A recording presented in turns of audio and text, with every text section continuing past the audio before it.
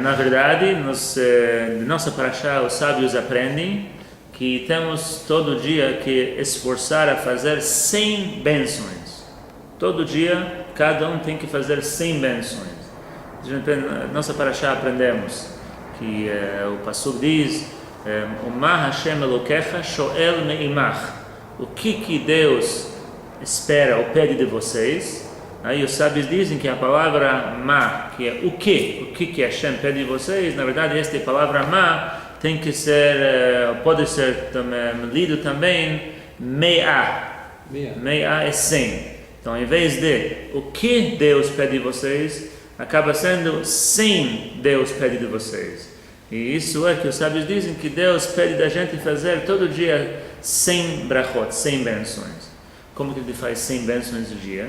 Então, de fato, nossos sábios mostram que se a gente segue a ordem do dia, como consta no Shulchan Aruch, acaba sendo muito fácil fazer as 100 bênçãos todo dia.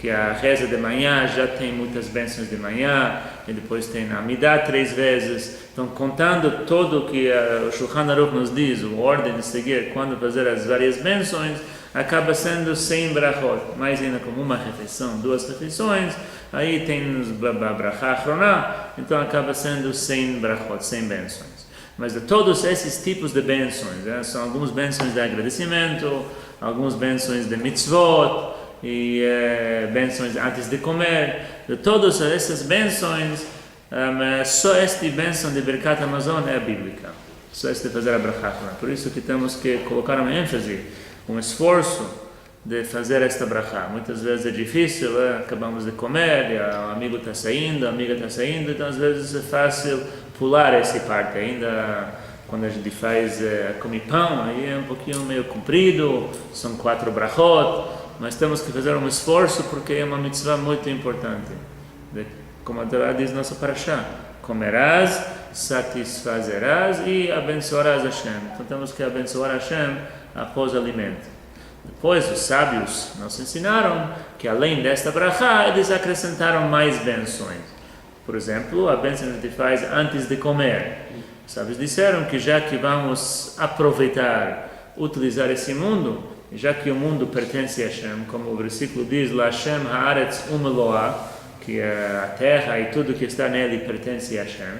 Então, como quando se vai usar uma coisa que pertence a outra pessoa, tem que pedir permissão, assim também, antes da gente usufruir qualquer coisa desse mundo físico, alimentos, tem um bom cheiro, temos que fazer uma brachá, uma bênção que serve como pedindo permissão de Hashem para ter esse proveito.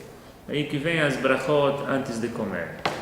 Agora, a brachá achroná, posterior ao alimento, pela lei da Torá, só recai sobre nós a obrigação de fazer a brachá só se a gente fica satisfeito com aquilo que a gente comeu. Então, que tipo de alimento? Então, sábios explicaram que só essa bênção bíblica só tem obrigação se a gente come pão feito de um desses 5 grãos, que a Torá enumera 5 tipos de grãos, só pão feito com esse tipo, um desses 5 grãos, e só se come uma quantia de cabeça, que é o tamanho de um ovo, aí temos essa obrigação de fazer a brachá achroná. Caso contrário, se não comeu essa quantia, então pela Torá não tem que fazer uma brachá achroná. Os sábios, eles já acrescentaram e falaram que após ingerir um kezait, o tamanho de uma azeitona, que é metade do tamanho de um ovo, já tem que fazer a brachá achroná. Já tem que fazer uma bênção posterior. Então, se come pão no tamanho de um kezait de uma azeitona, conforme os sábios já tem a obrigação de fazer a brachá achroná. Agora, a brachá que a gente faz antes de comer, aí já não tem quantia. Qualquer coisa, já temos que fazer uma brachá. Mesmo se vai só comer uma quantia muito pequena, já tem que fazer uma brachá, porque aqui a ideia é de você vai usar algo que pertence a Hashem, não importa o tamanho, não importa a quantia, tem que pedir permissão. Agora, para fazer a brachá achroná, como a Torá diz, tem que se satisfazer. Então, por isso, tem que comer pelo menos o tamanho do ovo. Então, esses 5 grãos são grãos que, se for fazer pão com um desses grãos, quer dizer, farinha, aí tem que fazer a bênção posterior. Se foi feito pão com qualquer outro grão, aí a brachá, não se faz a bênção posterior. Esse brachá, a gente faz uma brachá mais resumido, que é Borei Nefashot. E a brachá antes também não é brachá de Shakol, que não entra na categoria que é pela Torá. Só esses 5 tipos de grãos são o que satisfaz a pessoa, são considerados como uma refeição. Os outros não é considerado algo que satisfaz a pessoa. Esse pasuk aqui, esse é a fonte onde aprendemos a mitzvah de fazer uma brachá achroná, a bênção posterior a alimentos. Nós sabemos que em judaísmo temos bastante mitzvot. Em qualquer lado temos uma brachá, aqui uma benção lá. Cada coisa que a gente faz, uma mitzvah, seja um alimento, temos uma brachá. Na verdade, a maioria desses brachot, bênçãos, não são de origem bíblica, são de origem rabínica. A única brachá, uma das únicas brachot que são de ordem bíblica é a bênção, é a brachá achroná, a bênção que a gente faz após comer. Esta brachá aqui, a bênção posterior a alimentos. A gente faz birkat hamazon, a bênção posterior aos alimentos. Essa é a única ou das únicas brachot, bênçãos que são bíblicas. As outras são rabínicas. Vamos continuar um pouquinho mais. E só mais um detalhe aqui. A Torá está dizendo, Moshe está dizendo para o povo de Israel, vocês vão entrar na terra de Israel. E ele diz que a terra de Israel vai ter tudo o que a gente precisa, como abundância. Vamos ter uma vida bem bom lá. Vai ter tudo o que a gente precisa, vamos ter lá. Aí ele fala, Moshe, não esqueçam que Hashem que deu tudo isso. Nós sabemos que tem vários tipos de testes que uma pessoa pode passar. Hashem pode provar a gente de várias maneiras, ver se a gente está fiel nele ou não. Uma famosa é pobreza. A pessoa passa às vezes pobreza e Hashem na verdade quer testar ele para ver se ele vai com isso chutar, vai deixar de acreditar em ele ou vai continuar firme. Esse é um tipo de prova. Isso o povo já passou, no deserto tinha só maná, era um tipo de teste, era tipo prova de pobreza. Moshe falou para o povo, agora presta atenção, se preparem, vocês vão entrar na terra de Israel, não acham que lá não vai ter, vão ter tudo, mas não acham que não vai ser difícil servir a Hashem. Com abundância, com riqueza também é muito fácil esquecer de Hashem. É a prova de riqueza. Que tem pessoas que não gostam, tem pessoas que fazem questão de não ficar rico, porque eles têm medo, se vai ficar rico, ele está colocando a sua fé em perigo. Tinha um grande sábio, que ele fez um tipo de maldição para as escribas, que as escribas não se tornassem ricas. Ele fez um pedido para Hashem para não deixar que as escribas ficassem ricas.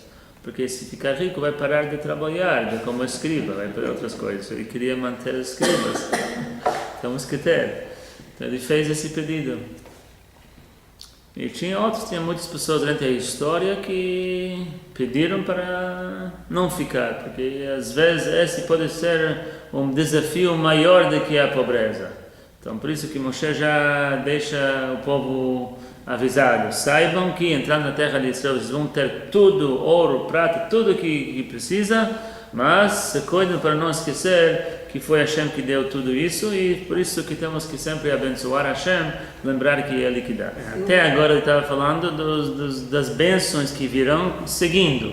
Esses 2 últimos versículos ele termina esse assunto e fala, mas caso contrário, ele fala aqui que vai acontecer. Okay. Aqui lemos um versículo que eu quero elaborar agora um pouquinho mais. Nós lemos no versículo 15. Quem liderou você por este grande e terrível deserto, onde havia cobras, serpentes e escorpiões, e sede, mas nenhuma água. Este passuco descreve o deserto que o povo passou pelos 40 anos. Descreve o que era o deserto. É a página 61. 61, que liderou você por este grande e terrível deserto, onde havia cobras, serpentes, escorpiões e sede, mas nenhuma água. Certo? Ele está descrevendo o deserto que o povo passou. Agora, nós estamos num período que é chamado Shiv'a de Nechemta. São 7 semanas de conforto. No calendário judaico, passamos agora Tisha B'Av, o dia 9 de Av, que é o dia mais triste no calendário judaico, quando tanto o primeiro Beit HaMikdash, tanto o segundo Beit HaMikdash foram destruídos. Então, como os sábios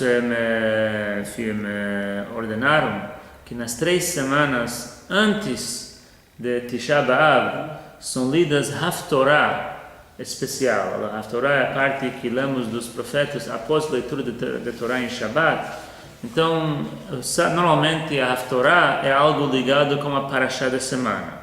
Mas essas 3 semanas antes de Tisha B'Av e as 7 semanas após Tisha B'Av, os sábios aqui mudaram um pouquinho, e ao invés de ler Haftorah ligado com a Parashá, Haftorah é ligado com o período, o tempo no ano.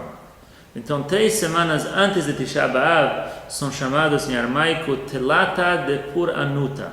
São 3 semanas de castigo.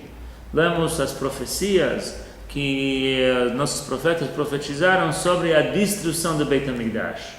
São 3 semanas antes de Tisha B'Av. Lemos como os nossos profetas nos avisaram antes. O Beit HaMikdash não chegou assim de repente à destruição. Foi tudo que o Hashem mandou os profetas avisarem o povo para melhorar os caminhos. Caso contrário, vai vir do Beit HaMikdash, vai destruir o Beit HaMikdash. Uma vez, tantas vezes os profetas nos advertiram. E então, essas 3 semanas antes de Tisha B'Av, lemos essas 3 porções da Torá, são tristes. Após Tisha B'Av, são 7 semanas, e essas 7 semanas são chamadas Shiva de Nechemta. Lemos partes dos profetas que são palavras de conforto, como os profetas que estão consolando o povo de Israel pela destruição do Beit HaMikdash, falando que um dia vai voltar o terceiro Beit HaMikdash e nós vamos voltar para a terra. Então são muitas profecias sobre isso. Escolheram 7 para serem lidas nessas 7 semanas entre Tisha B'Av e Rosh Hashanah. Então, essas 7 semanas, a Haftorah é ligado com a construção do Beit HaMikdash e a vinda de Mashiach, em outras palavras. Apesar que, aparentemente, a Haftorah não está ligada com a Parashá, como falamos, foi instituído ler a Haftorah ligado como um assunto, não com a Parashá, e sim com o período do ano. Mesmo assim, o Rebbe sempre enfatizava que não tem nada por acaso. E se lemos este Haftorah, após a leitura desta Parashá, deve ter uma conexão também entre a Haftorah e a Parashá. Apesar que não foi instituído para ser ligado com a Parashá, mas deve ter uma conexão. Então, se a Haftorah fala sobre a vinda de Mashiach, a Parashá também deve ter uma ligação também como a redenção e a vinda de Mashiach. E este versículo que acabamos de ler, vamos ver agora como este é ligado com a vinda de Mashiach. Como aqui um passuco que fala sobre a descrição do deserto, o que isso tem a ver com Mashiach. Então a explicação é a seguinte. Nós sabemos que quando alguém está doente, que quando ele vai procurar um médico, quando ele sabe que ele está doente, ainda mais que ele sabe qual é a doença, já é metade da cura, pelo menos. Se a pessoa não sabe que está doente e não sabe de onde que vem a doença, então é muito ruim. Sabendo que está doente e sabendo qual é a doença, então já vai saber quais medidas tomar para melhorar. Também, quando nós sabemos que tudo que está na Torá, mesmo que aconteceu com nossos patriarcas muitos anos atrás, é também uma lição para nós hoje em dia também. Então, como o deserto naquela época serviu como um preparo para o povo de Israel para entrar na terra de Israel, então também nossos dias, que estamos agora na véspera da entrada da terra de Israel pela terceira vez com a vinda de Mashiach, estamos agora no último galut, esperando para poder entrar na Eretz Israel com a vinda de Mashiach. Então o deserto, ou a descrição do deserto naquela época também pode descrever o nosso exílio, que é e a maneira como desfazer, como erradicar esse exílio e assim trazer Mashiach. Então, quando nós vamos entender bem como que é essa descrição do deserto, vamos poder entender qual é a descrição desse exílio que estamos agora, e então vamos poder ver como tratar desse exílio. Então, lendo esse pasuk, a Torá descreve como o deserto era. A gente sabe que cada um de nós temos uma alma, que esta alma é uma parte da Hashem. Como os sábios dizem, que o homem é chamado Adam, por quê? Porque ele é Adamele Elion, ele é parecido como Hashem que está lá em cima. Quer dizer que a alma dele é uma parte da Hashem, ele é comparado com Hashem. Então, Adam, o deserto é um lugar que não tem Adam, quer dizer um lugar que não tem essas pessoas que são chamadas de Adam, que referem-se ao povo de Israel. Então, o deserto, em outras palavras, ele simboliza o lugar que não vivem os judeus. Agora, se a gente olha no mapa do mundo, vamos achar que os judeus são a minoria do mundo inteiro. Quantos judeus temos no mundo hoje? 18 milhões. E qual é e no mundo quantas pessoas tem? 8 bi. 8 bilhões. Então somos quanto por cento? 1%. Nem 1%. Então somos quase nada. Então quer dizer que o deserto é muito maior que o lugar onde vivem pessoas. Quer dizer que os lugares onde vivem não-judeus é muito mais do que o lugar que vivem os judeus. Então, um judeu pode pensar, ele pode olhar no mundo e ver, olha, somos uma minoria, não somos quase nada da população mundial. Então, se a gente está tão pequeno, o mundo é tão maior que eu. O mundo é grande, enorme, nós somos a minoria, não somos quase nada na população mundial. Então, como que eu vou sobreviver como judeu? Se pode um judeu pensar, ele pode pensar que o deserto é grande, enorme. Isso pode ser o início de uma série de coisas que podem deixar o judeu se afastar da Hashem. A primeira coisa é quando ele considera o mundo grande, enorme, muito maior que ele. Isso pode levar a pessoa a ter medo de viver como um judeu. Essa é a primeira coisa que o pasuk diz, que ele está dando valor e considerando o mundo grande. O deserto está grande. Quer dizer, o deserto, o lugar que não vivem judeus, é grande e enorme. E isso pode deixar ele ter medo de viver como judeu. Essa é a primeira fase. Na verdade, nós temos que saber que apesar que somos a minoria, mesmo assim, nós temos toda a força para superar, para viver como judeu. Hashem nos deu uma missão para fazer e Ele nos deu as forças para superar qualquer dificuldade. Nós rezamos na tefilá, nas festas, Atah bechartanu mikol hamim, Hashem nos escolheu de todos os povos. Ele nos escolheu, com isso Ele nos deu a força que apesar que somos a minoria, podemos viver e ninguém tem controle sobre nós. Como acabamos de ver dois dias atrás no evento lá que tivemos lá no Buffet de Batel, assistimos o filme e todos nós vimos que quando a gente cumpre os mitzvot, então ninguém tem força sobre nós. Como o Rebbe falou naquela época, quando nós vamos colocar tefilim, aí os inimigos vão fugir da gente. Apesar que eles eram muito mais poderosos, muito mais que a gente, o que aconteceu durante a guerra, nós vimos que eles fugiram simplesmente. Eles nem sabiam explicar como. Ouvimos lá uma gravação de um dos generais, falou da Síria, que eles fugiram, sem saber porquê. Porque é assim que Hashem fez, apesar que nós somos a minoria, mas nós temos a força. Quando nós estamos ligados com a Torá e com Hashem, nada e ninguém pode atrapalhar a gente. Então, o problema surge quando o Yehudi se acha pequeno. Ele vê como o deserto que em volta dele é grande, isso já é um problema. Isso já leva ele a ter medo de fazer aquilo que ele tem que fazer, achando que não vai poder sobreviver como judeu nesse mundo grande. Essa é a primeira coisa. Essa é a primeira descrição que a Torá diz, que o deserto é grande. Depois diz a Torá, uma segunda descrição, é terrível. Que o segundo faz, depois que um judeu começa com isso, achando que o mundo é grande, muito maior que ele, isso ainda, ele não se perde totalmente. Ele só acha que fora da casa, na rua, ele não tem como se afrentar contra o mundo, achando que no mundo ele é pequeno.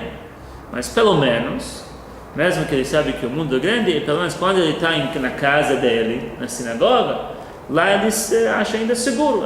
O mundo lá fora é grande, mas aqui dentro ninguém atrapalha. Apesar que ele tem medo de ser judeu fora, mas pelo menos em casa ele se sente confortável. Aí vem a segunda etapa, quando ele acha que o mundo é terrível, não só grande, é terrível. Quando ele vê o mundo como um mundo terrível, aí mesmo quando ele está em casa, ele continua tendo medo de viver como judeu, que o mundo vai, quem sabe se alguém vai saber que eu sou judeu e eu faço aquilo em casa, eles vão, não sei, fazer o que comigo.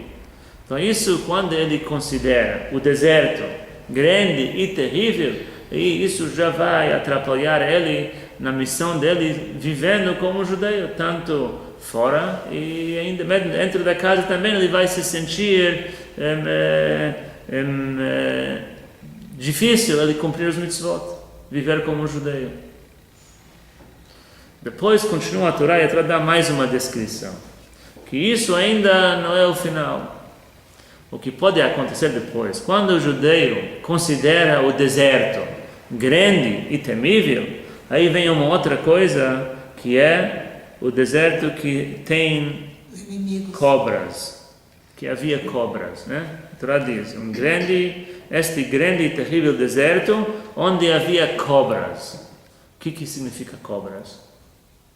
Então está escrito em livros sagrados que há uma diferença entre uma cobra e um escorpião. O veneno da cobra, dizem os livros, é quente. O escorpião é frio, mas o veneno da cobra é quente. Então, depois que esse judeu considera o mundo grande, ele esquece que Hashem falou que, na verdade, ele é grande e que ele tem tudo o que precisa para enfrentar o mundo. Ele começa a achar o mundo grande, aí depois ele acha que o mundo é terrível. Isso pode levar à próxima etapa, onde ele vai se tornar uma cobra. O que é uma cobra? Falamos, a cobra ele tem o veneno dele é quente. Isto quer dizer que além disso, que ele vai achar o mundo fora grande e temível e terrível, ainda ele vai começar a ser como uma cobra. Ele vai começar a se esquentar com as coisas mundanas, já que ele não tem como viver como judeu, ele tem medo do mundo, então ele vai começar a se esquentar e se apaixonar esquentar, a paixão é ligado com calor também, como as coisas do mundo.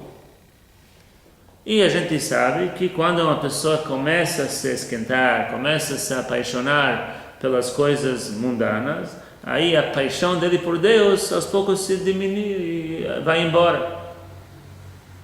Esse é o próximo passo. Primeiro, ele acha o mundo, o deserto, o mundo fora do judaísmo grande.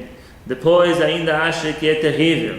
Depois o que acontece é que ele acaba se apaixonando, se esquentando com as coisas mundanas, e com isso ele acaba perdendo o calor que ele tinha para as coisas divinas, para a Torá e Mitzvot. Depois continua o passuque e fala mais alguma coisa. Ele fala cobras e serpentes. Serpente já em hebraico é chamado saraf. Saraf quer dizer que queima. A palavra saraf quer dizer também serpente e também ele queima. A próxima etapa é que esse paixão, esse calor que ele tem para as coisas mundanas, não só que eles vão um pouquinho minimizar a paixão dele para Hashem, mas aqui o próximo passo ele queima totalmente qualquer sentimento de calor que ele tinha para o judaísmo, acaba se perdendo totalmente. Esse é o próximo passo. Esse é saraf, que ele queima todo qualquer paixão, interesse que ele tem para o judaísmo, para a Torá e para a Mitzvot. Depois vem no próximo passo, que é escorpião. O que é um escorpião? Nós falamos antes, que está escrito em livros sagrados, que a diferença entre uma cobra e escorpião, que a cobra, o veneno dele é quente, escorpião é fria, o veneno dele. Então o próximo passo é que ele começa a ter frieza, não só que ele não está mais esquentado, não está mais apaixonado para a Torá e Mitzvot, ele acaba tendo uma frieza, tudo frio, não tem nada de sentimento, não tem nada ele não sente mais nada de importância para coisas sagradas. Mas isso não é o final, ainda vai continuar. O passo continua, que isso depois pode levar a sede, mas nenhuma água. O que significa isso? Nós sabemos que Deus, de vez em quando, Ele nos dá mensagens, manda mensagens. Mesmo uma pessoa muito afastada, acontece muitas vezes que de repente entra alguém na sinagoga, não sei de onde, ele quer fazer alguma coisa, ele quer, mesmo que nunca antes veio na sinagoga. Mas às vezes Deus manda mensagens e leva a pessoa a procurar algum sentido na vida.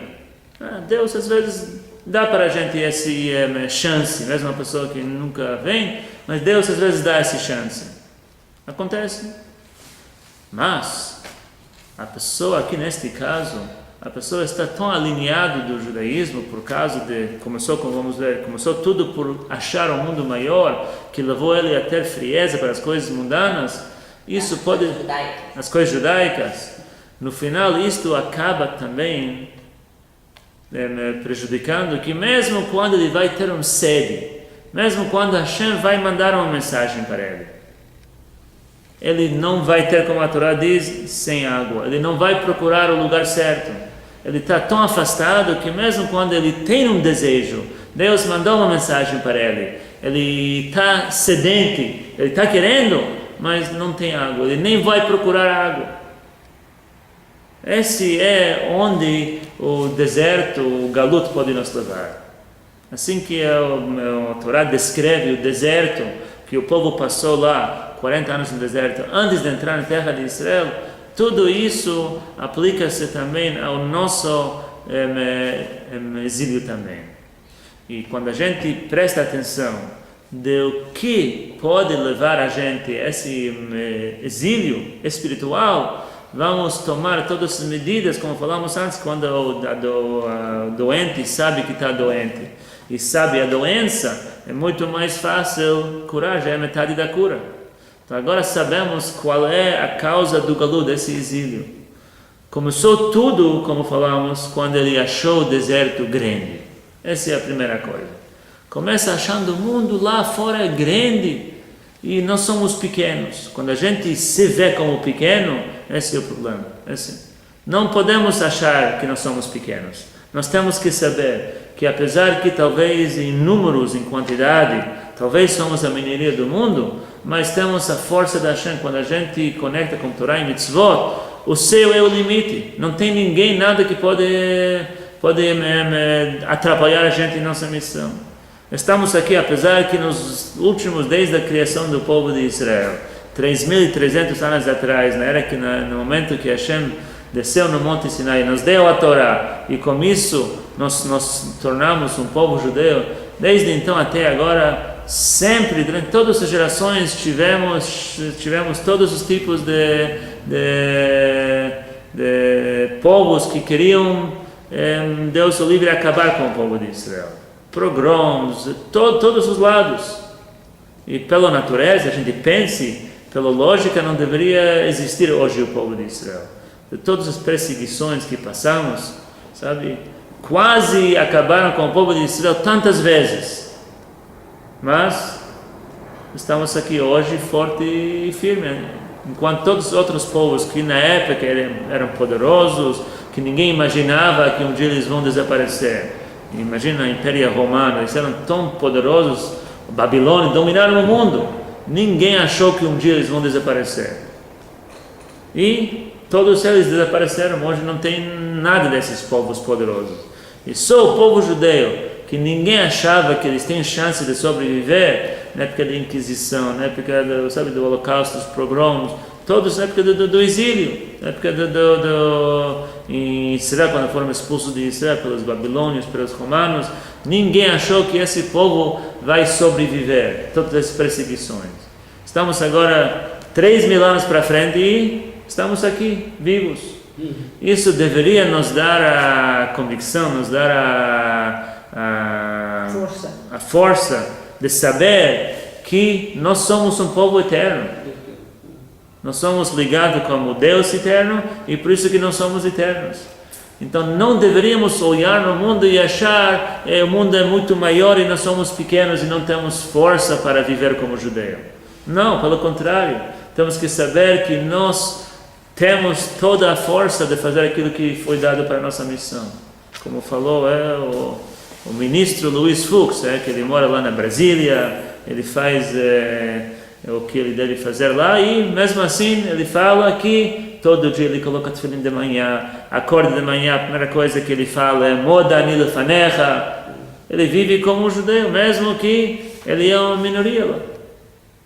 Isso deve ser um exemplo para todos nós também, que nós temos que saber que, apesar que estamos no exílio, apesar que nós somos uma minoria, mas nós temos todos os ferramentas, todos os recursos que precisamos para viver como um judeu, temos.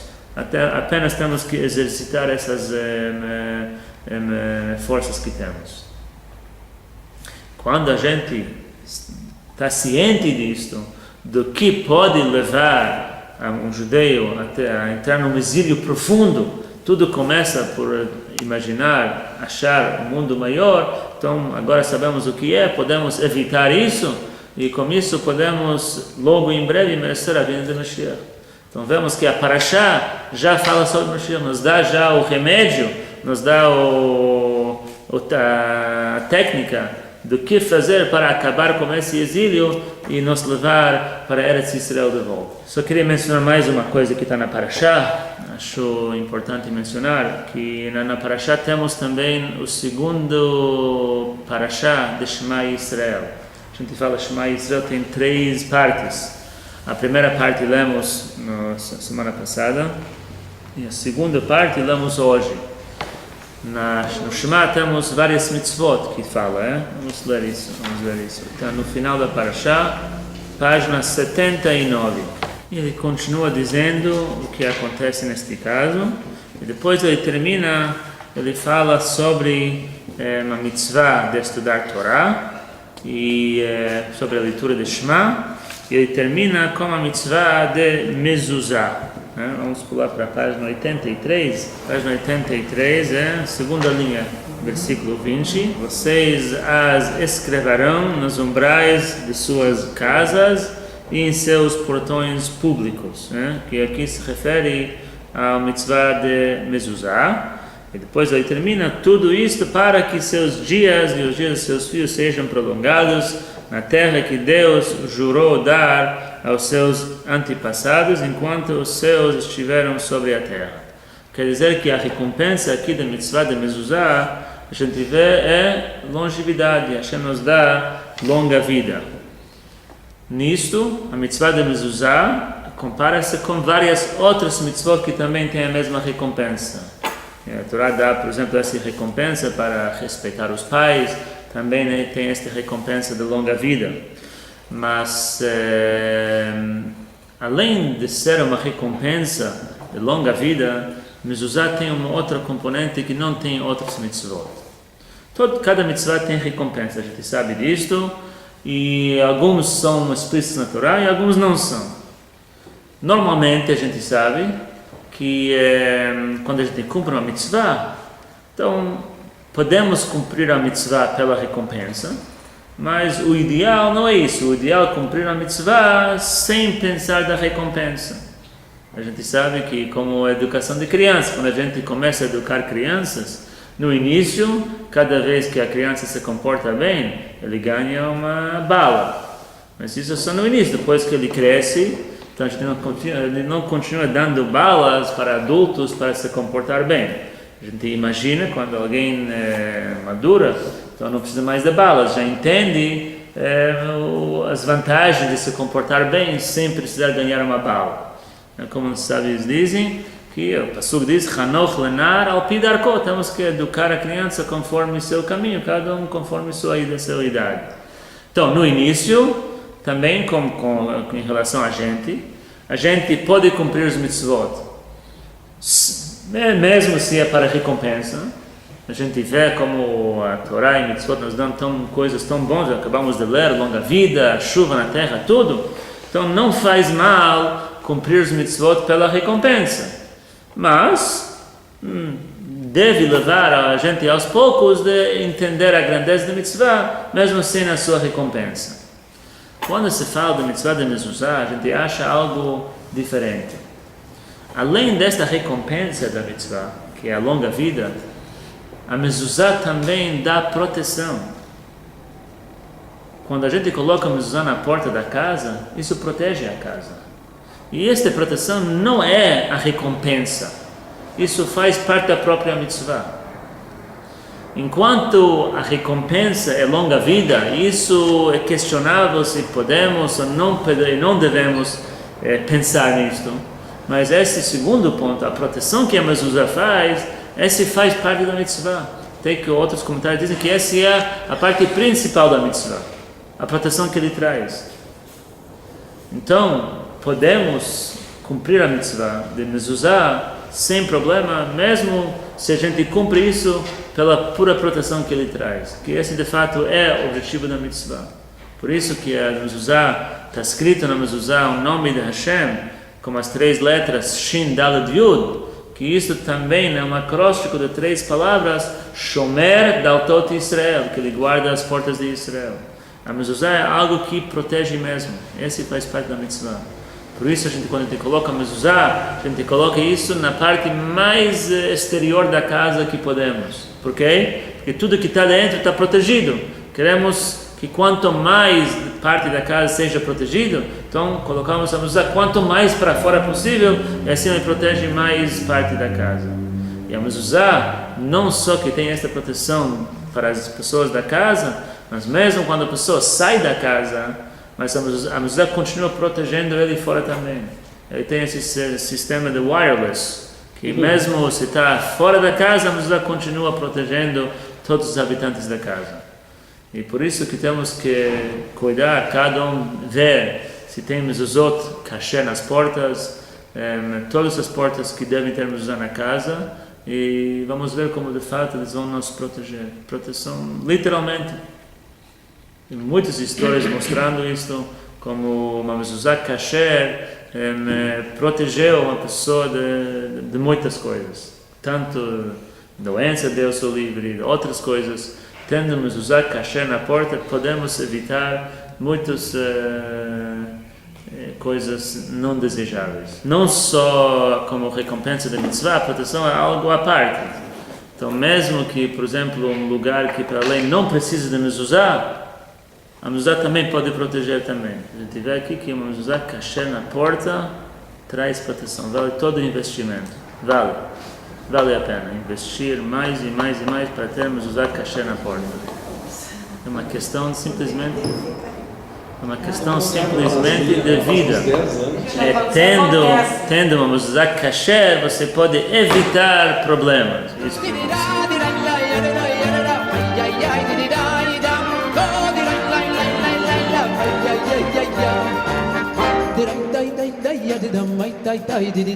Hey,